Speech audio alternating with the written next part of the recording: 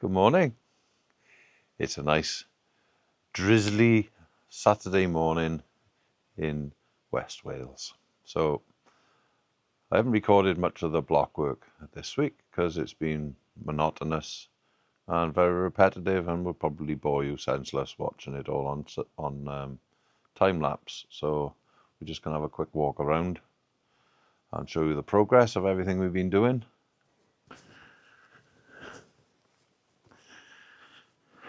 So here we have about 8 to 9 inches of concrete on top of the old pop blocks that we use the trench ram on, bringing it up to A level. It's relatively square at the moment. Both front and back walls are parallel with each other, which is the main concern.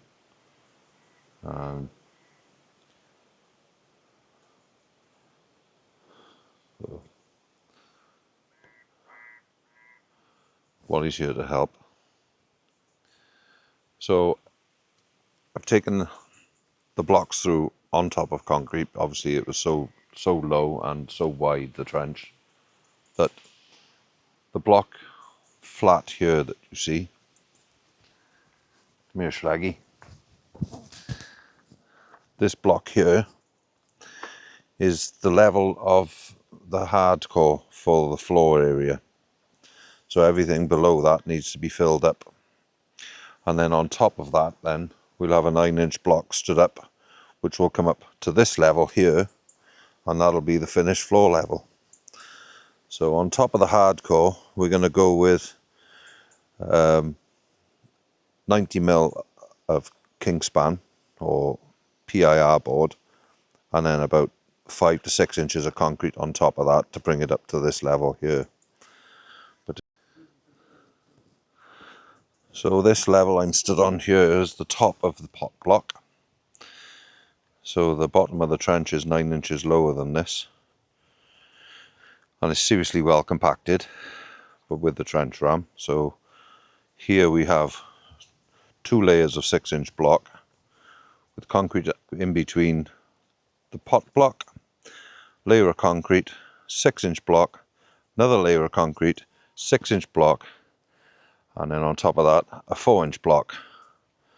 And this should bring us up to the rough level for the hardcore. So what we're intending to do is to use the concrete, the existing concrete floor of the old barn as the hardcore level. This will save us compacting any more hardcore than we need to. So up until this point, this is level here.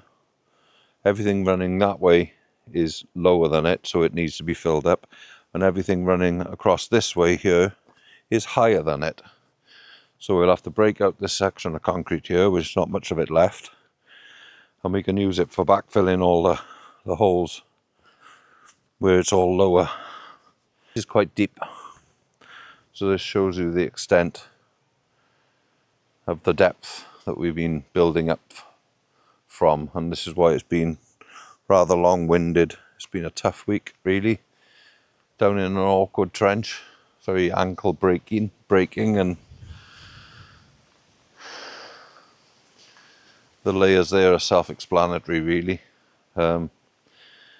Obviously we're doing this on a very, very tight budget, so the blocks are an expense and the cement is an expense, but the 3/4 to dust is relatively cheap.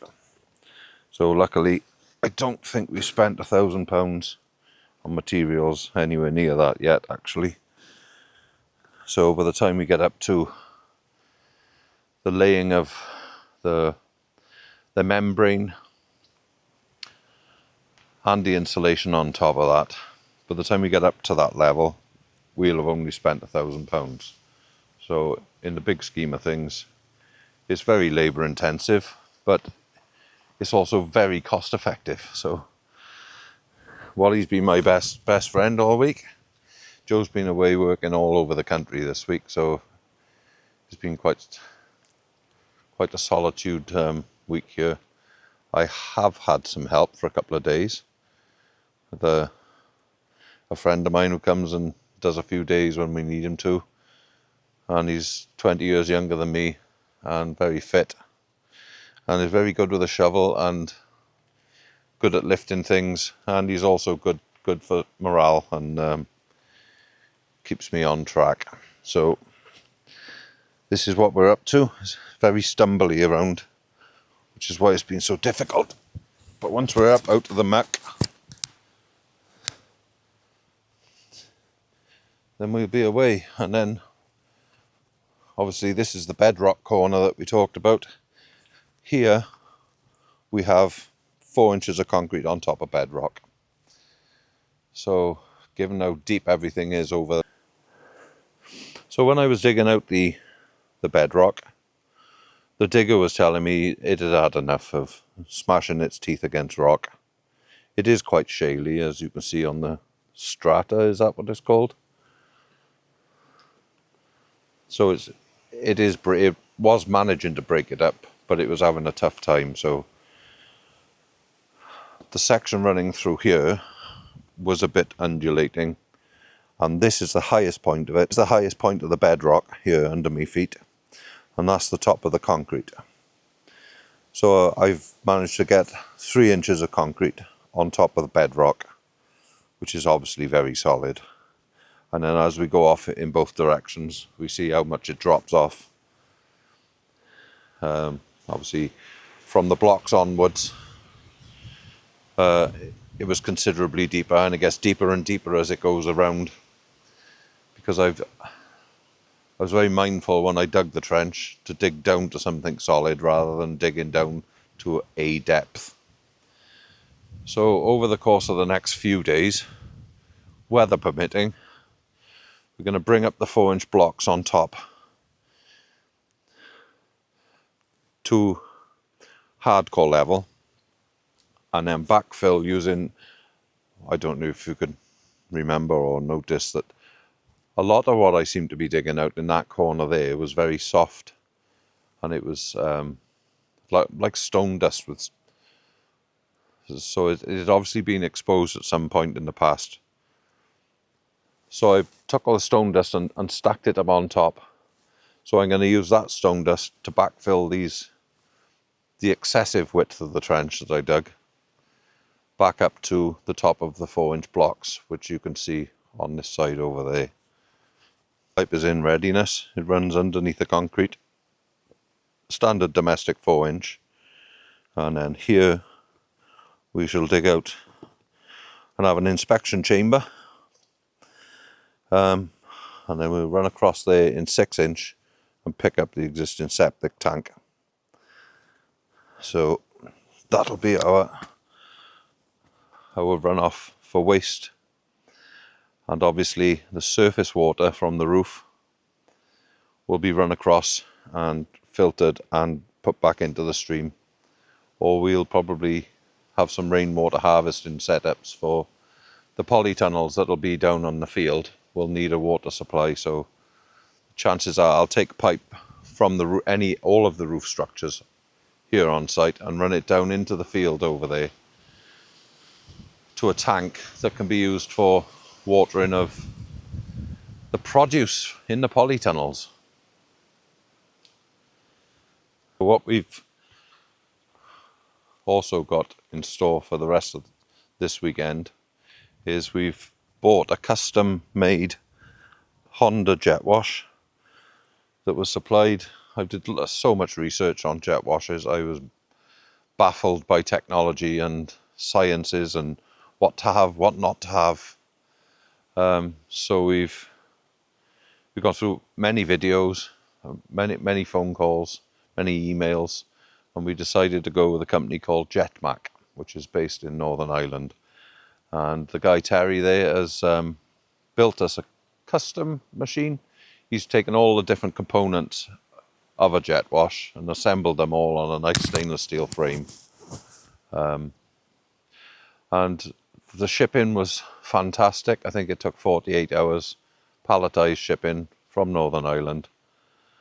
and we've got it all to unwrap, so we'll go and unwrap it all and test it. The purpose for it is we're hoping that we can jet wash some of the old lime from the stone ready for repointing, but there's also a layer of cobble on site, very small cobbles that if you watch previous videos you'll see that every time we touch it with a digger we've got no feeling what we're digging, so we've managed to scratch away at the surface, but if we dig it out with a machine it's going to damage the cobbles and they'll just be cast aside, because the cobble layer is probably only 4 inches thick, and they're old cobbles, so they're not large stones, they're just stones that were placed on top of the soil as a surface at the time the houses were built. So the only way I can see of exposing them and keeping them is to basically wash them clean, and they're covered in probably 3 to 6 inches of muck and slurry that's been built up over hundreds of years, or since they've been neglected. It's built up. And if we have a look over here by the side of this barn, the cow shed, you can see the layer of cobble, and obviously any time I'm using a machine it's just digging it out and we don't even know that we've gone through it. It's only because we caught a glimpse of it that we stopped. The courtyard in front of the cow shed is going to be laid to a garden at some point. At the moment is where we park, but it will be put back as a formal garden, or not a formal garden. It's going to be put back as a nice usable garden at the front of the cow shed. But the hill leading up in front of the main farmhouse we've not touched whatsoever, so we're hoping that by washing it from the bottom up we'll expose a beautiful layer of cobble. So that's the reason for the new machine. So is the box that we're unboxing. So it's finally arrived. I say finally, it was here in the blink of an eye. Within 48 hours. But however, given we can't have any parcels delivered here because we're so far from the gate, and parcel delivery drivers seem to be just abandoning parcels left, right and centre all over the neighbourhood. No, yeah, it's 2 miles away. Had most of everything I've ordered towards this delivered to my son's house, and from there we've gone and picked everything up all in one go. So we've got a vehicle full of goodies. So the first box we come to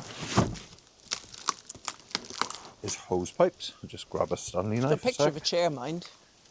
It's not a chair though. Yeah. Not a sitting down activity, this one.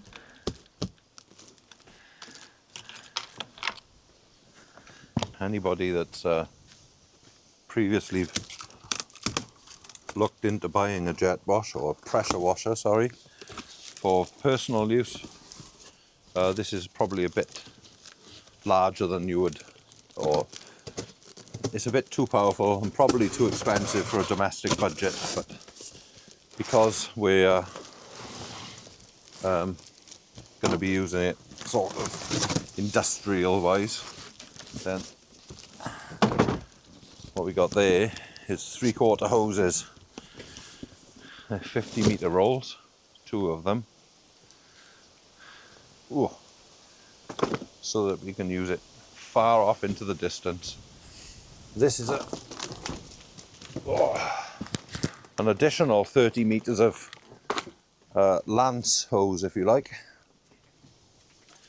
And then we have the water suction pipe. So this has got a back to tank feed on the machine that we've bought. So this comes with its own filter. Stop any debris out of the tank. So with this setup you need what's called a buffer tank, because it uses more water than your standard hose pipe can give you. So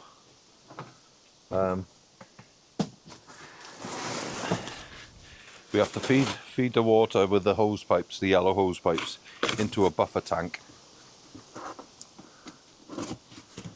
and then suck the water from the buffer tank into the machine. Because the output on this particular machine is 21 litres a minute, which is considerable. What it'll mean is everything gets cleaned a lot more quickly than if we didn't have the buffer tank set up. So this box here is nothing to do with a jet wash. This is a roof rack for a pickup. Because currently our beloved tipper truck has decided it doesn't want to work. So it's left us with serious problems on getting materials and equipment down the lane. Another invoice there.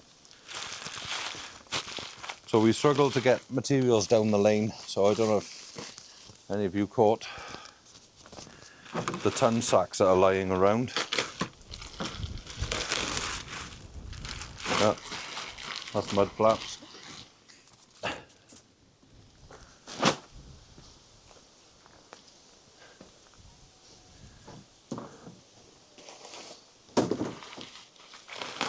So I've bought some additional hose pipe connectors. These are all singing, all dancing. Quick release, 3/4 hose connectors. Just looking at the hoses that have been connected. They're of a similar quality. Fantastic. Yeah. I didn't realise when I ordered these pipes that they actually came with hose pipe connectors. Well, it doesn't hurt. Because I would have not worried too much about having these new ones. If I'd known we already had some, I could have upgraded them at a later date. So, not worried too much about having these new ones. If I'd known we already had some, I could have upgraded them at a later date. So, I know. But the ones that have come fitted are plastic. These are combination proper industrial of a brass and chromed finish. So yeah, they're no brass made, but they're nickel plated because apparently the nickel plating stops them corroding. Mm-hmm. So got a hose pipe connector. Hose lock connector, which is a double male, so we can connect one hose to join the two to the hoses. other hose. Great. So all different brands coming together to make what I think will be the most longest lasting setup we can afford. So metal double male hose lock connector. Claber hose pipe connectors. They all seem very nicely put together. Very not cheap though. Italian. So that's those. Here we have the standard lance, which connects into the gun, and the gun I've been cutting in the back. You demonstrating the equipment, Walter? Oh, we're locked again. So here we have the main lance. Good to see the security works though. And the guy Terry at Jetmac has thrown in a few extras for nothing. So here we have a quick release gun, connects into the main hose. Lovely big connectors those, aren't they? Yep. Very positive action, aren't they? That fitted, yep. Fixed, great. You can see this, everything swivels nicely, and it's proper lovely rubber hose. I see the size of the bearings in there. Yeah. It's all high flow stuff. So this is called a mini lance. He's not charged me for this part. This lance connects into here, so you can work away jet washing. This is available in many lengths, but this is just your standard 900mm lance tip. Then we can switch over to the shorter one, and then it can be used at close range. So if we're up under wheel arches of machinery or the tipper that needs cleaning off the day, then you haven't got to have this unwieldy long lance. So that's the lance. That's the lance extension. And here, Lock that came with it just to lock the wheels in the base. Cracking bit of kit. Definitely be reusing that. so I had a phone call off my son, who's quite a strong man, to say, Dad, it's turned up, but I'm not going to be able to lift it on and off the pickup as I had in mind because it weighs so much. So en route to my son's house to pick it up, I went out off Marketplace, our favourite marketplace, favourite shop at the moment, and bought a second-hand wheel chair ramp, which is the only way I could physically push it into the back of the pickup, because picking it up is not an option because it weighs so much. And here it is. And here it is. So the guy, Terry at Jetmac, had many emails and video phone calls with him discussing all the different components. So we've gone with the Honda GX390 engine, which I googled last night out of interest. It's 380 something cc. Okay. So it's quite a large It's engine. capable, yeah. If you had a motorbike with that engine on, it'd be quite a fast motorbike. Yep. So that's connected to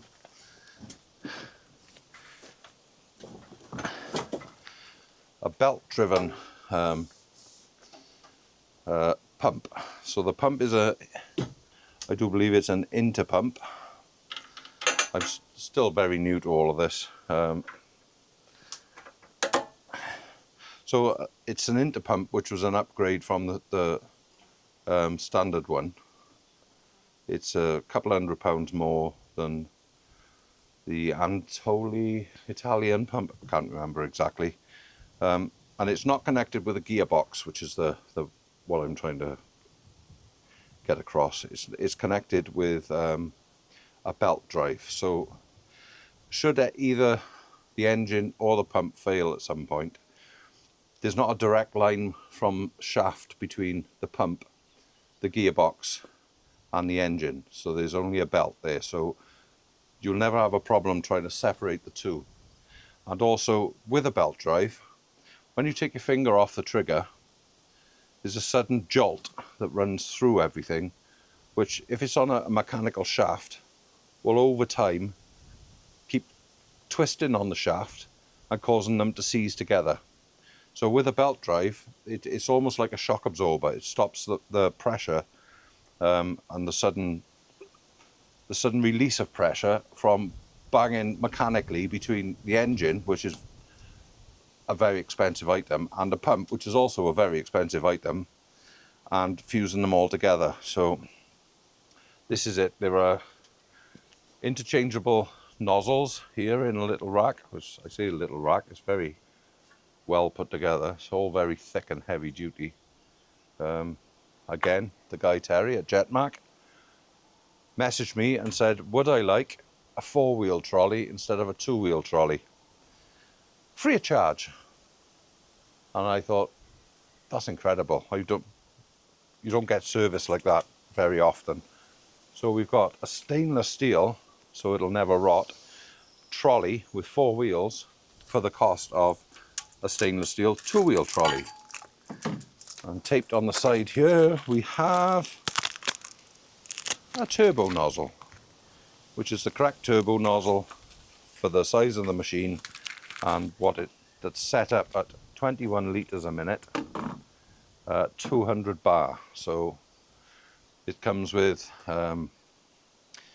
30 meters on a coil, which is an option. So when I say it's custom made, with Terry you can contact him and you can pick your engine, you can pick your drive mechanism, you can pick your pump, you can choose your trolley, your bypass, which is this section here, and you can also choose whether to have what length hose for the wand or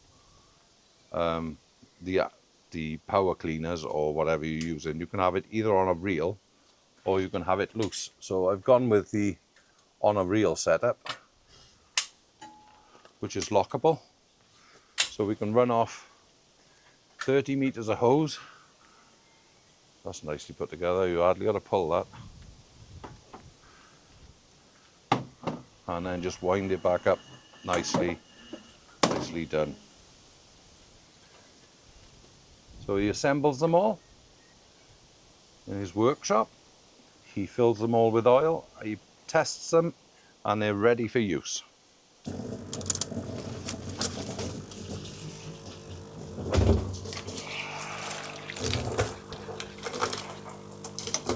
That's it, so that'll drop in, but still we don't want any extra bits in there, because why make it work when it doesn't need to? And it looks like this is removable. There's a few clips here and there. So it appears that over time, obviously, that would break down. I guess it's like stainless steel, but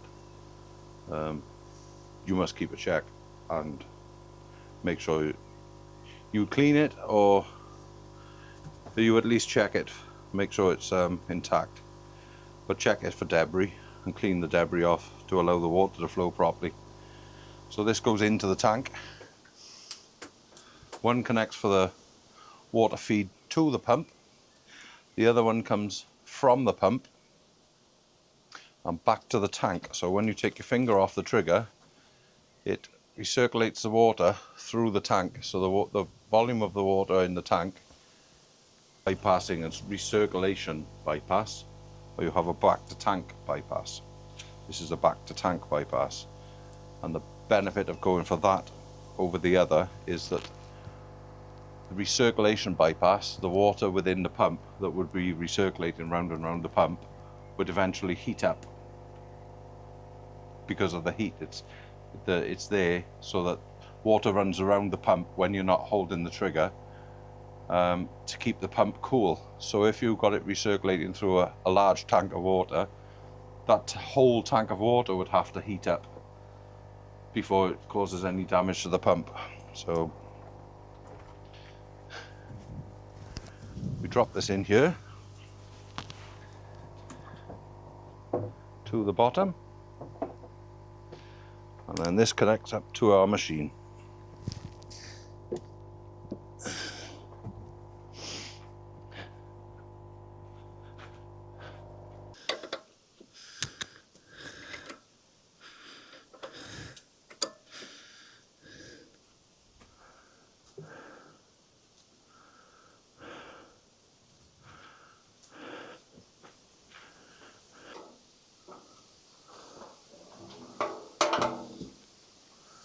So what we have here is a new jerry can that we're only going to use for petrol for the jet wash.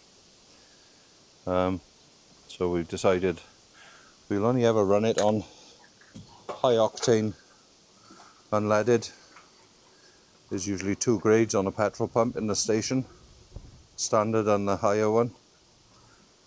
The higher one's not always available, so my thoughts are I'll just keep a good supply. So we bought a decent jerry can.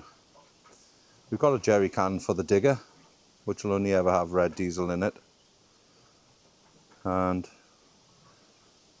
I don't want to ever get them mixed up and have a residue of diesel in this lovely new machine. So this jerry can is different, even though it's the same colour. It's got a different nozzle on it, different cap on it, so there's no fear of getting the two mixed up. So fresh bit of petrol, I'll do a fresh jerry can into a lovely new jet wash.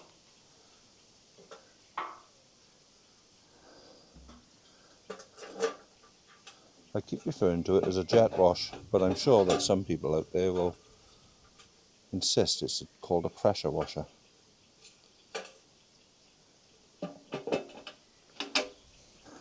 thing, isn't it? Vacuuming is known as a hoover, even though Yeah. it's a brand. So jet washing is a thing you can do with it, as well as other activities. Well, they are attachments, nozzles for the end of this rubber hose for jet cleaning drains. Oh, excellent.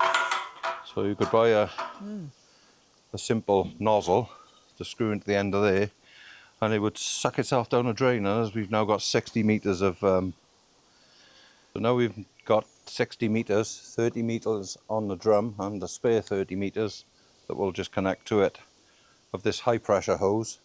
We could buy the attachment for the drain jetting and use it to jet the drains when we're connecting into the old septic tank. We clean all the pipes out, and anytime we ever get a blockage from now on, we no longer need to call the man in. We have the said.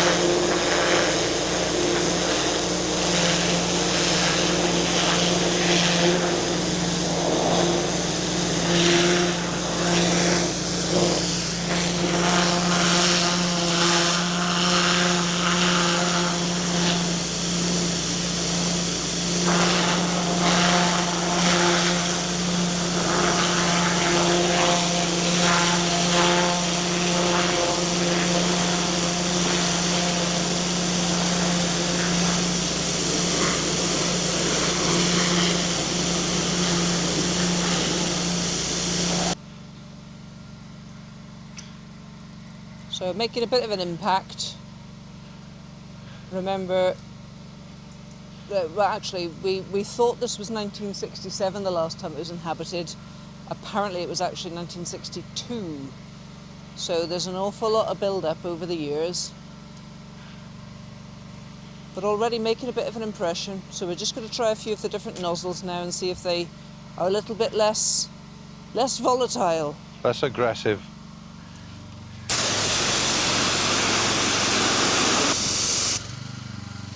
We also don't know whether this is a particularly good part of it. That's true. So big stones in amongst small stones.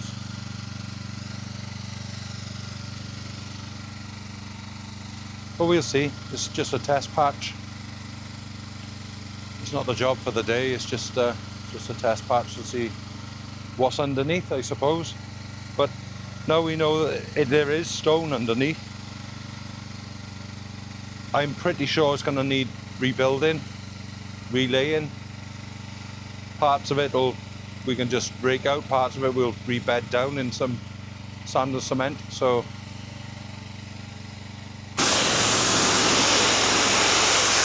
here then, where we'd scraped it. well, I went through it there, look, so this is back to mud.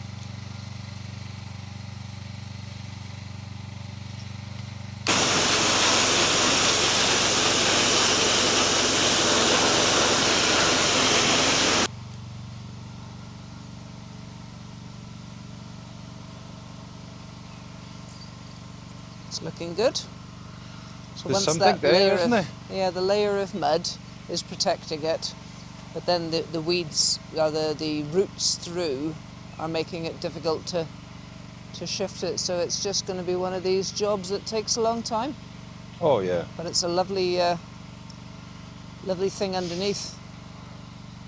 I mean, we're only here once and we can only kind of try and protect it. I can't see that taking to it with a digger is going to get any result like that. It's just going to take everything away. Absolutely right, Reese, absolutely right. And we may uncover it and think it's not what we want or it's not good enough. So we can either patch it all in or we can then choose to take it away. But if we just take it away, we haven't got that And it's option gone, of exactly. seeing what was there. At least this method, as hard as it is, it's not that hard. It's just it's getting the right setting on the machine, get the right nozzle, and just doing little test patches. My main concern is the section that is more concerning to me is the section that's right in front of the house. Yes. Because this section here might be dug out anyway for something that goes on here. Well, this will definitely need terracing because we wouldn't want that angle anyway. We'll be looking for flat surfaces because we've got the benefit of modern techniques to make those flat surfaces happen, whereas back in the day, what was put down was what could be put down. But it's nice to see that they're all rounded off. Yes, well worn. Well worn. Oh yeah, they've been there a long time. Yeah, it's Do you want to try that section there just in front of your foot and see if you can join the two I can bits make together? my way. I'm going to do a little bit more now because I was not so inspired by that. Yeah. But I'm more inspired by what I'm seeing Yeah, here. that's And looking really good. I can just keep going and make it bigger and bigger and bigger area. Yeah. And that's the plan, is to just keep doing that until there is no more weeds. Yeah. It's Just may keep not be undermining like the weeds. the best way to go about things, but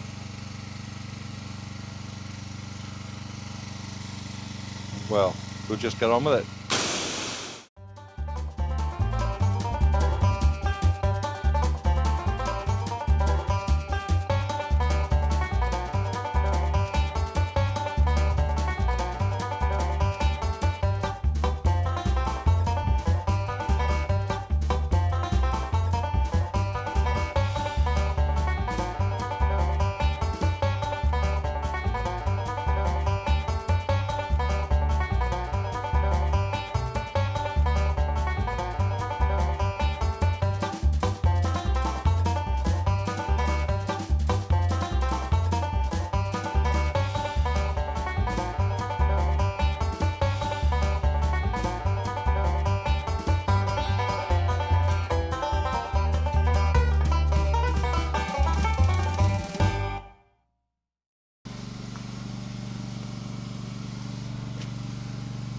So, a very muddy day was had by all. Yeah, enough of a test though. Yes, it's test for the machine, test for the ground, and the weather seems to have picked back up a little bit, so I think I might go and lay some blocks. Excellent. And Joe's off into the editing suite. You've got mud on your face. Yes. Big disgrace. Yeah. Alright, so that's it for this week. Hope Yep. you've enjoyed catching up with the... Next week we should have some significant progress. Yes. And join us from Monday onwards, where the fun will commence on the slab foundation for the shed. Till next time.